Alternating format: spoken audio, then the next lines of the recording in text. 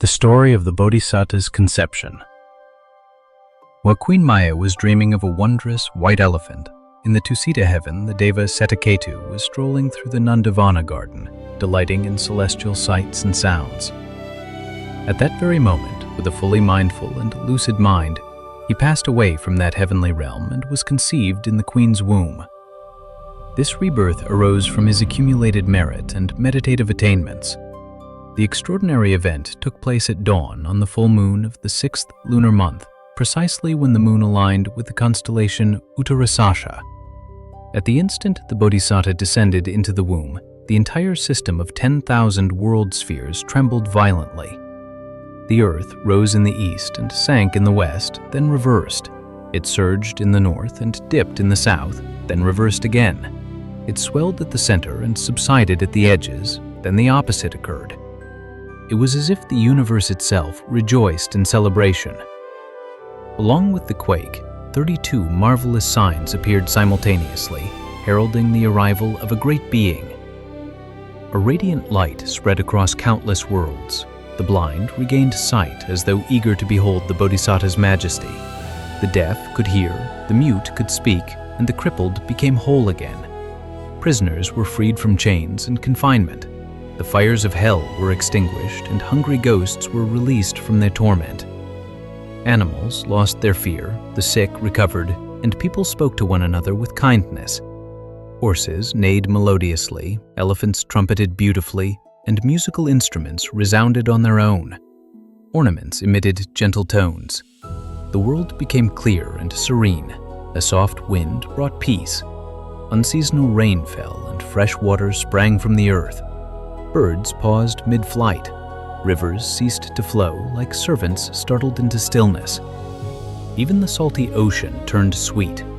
Lakes were covered with lotuses of many colors. Flowers blossomed everywhere, on water, land, trees, branches, and vines. Blossoms even emerged from rocks in layered clusters. Heavenly flowers rained continuously, while divine music filled the air. When Queen Māyā awoke, her heart was filled with joy. She recounted her dream to King Suddhodana. The next morning, the king summoned 64 of the most learned Brahmins in the kingdom. They were seated on honored places prepared with care and were served rich milk rice prepared with fresh milk, honey, and sugar presented in golden bowls. The king also gifted them fine garments, dairy cows, and many offerings. After honoring them, the king had the dream described and asked whether it signified good or ill. Having carefully analyzed its details, the Brahmins declared, "Your Majesty, be at ease. The queen has conceived and will give birth to a prince. If he remains in the worldly life, he will become a universal monarch ruling the 4 continents.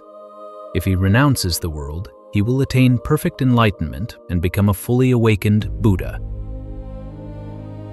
From the moment of conception, the 4 great heavenly kings, along with other devas, guarded the queen day and night. Holding swords, they protected her from harmful beings such as yakas and asuras. They did not do so out of fear that harm could befall the Bodhisatta, for even countless maras could not endanger him, but to prevent anything disturbing or distressing from reaching the queen. Out of reverence for the Bodhisatta's power, the devas were naturally drawn to protect him. They did not appear while the queen bathed, changed clothes, or ate. Only when she rested did they manifest. Though their forms might terrify ordinary people, the queen, supported by her merit and the Bodhisatta's presence, perceived them as familiar royal guardians and felt no fear. Throughout her pregnancy, Queen Māyā maintained perfect moral purity effortlessly. Previously, she had observed precepts under the guidance of the ascetic Kaladevala, but now virtue arose naturally within her. Notably, she experienced no sensual desire toward any man, even the king. Her mind remained completely pure. Her beauty became extraordinary, beyond the skill of any artist to capture. Anyone approaching her with impure intent would find themselves unable to move, as if bound. She was untouchable, protected by her virtue and the Bodhisatta's presence. The womb that held the Bodhisatta became like a sacred shrine, unfit for any other being. According to natural law, 7 days after giving birth, the queen would pass away and be reborn in the Tusita heaven. The womb itself shone like a chamber filled with radiant jewels, like a precious lotus. News of the royal pregnancy spread far and wide. Kings from distant lands sent precious gifts, fabrics, ornaments, instruments, and many treasures. Thanks to the merit of both mother and child, offerings flowed in abundance. Despite her pregnancy, the queen experienced none of the usual discomforts. She felt no pain, swelling, or fatigue. When the child's body was fully formed, she could even see the Bodhisatta within her womb. Her abdomen appeared clear and luminous, like glass. Inside, the Bodhisatta sat cross-legged in serene composure, resting against her spine like a teacher seated upon a throne.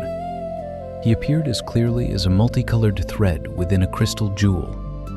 Yet although the mother could see the child, the Bodhisatta could not see her, as his visual faculty had not yet fully developed.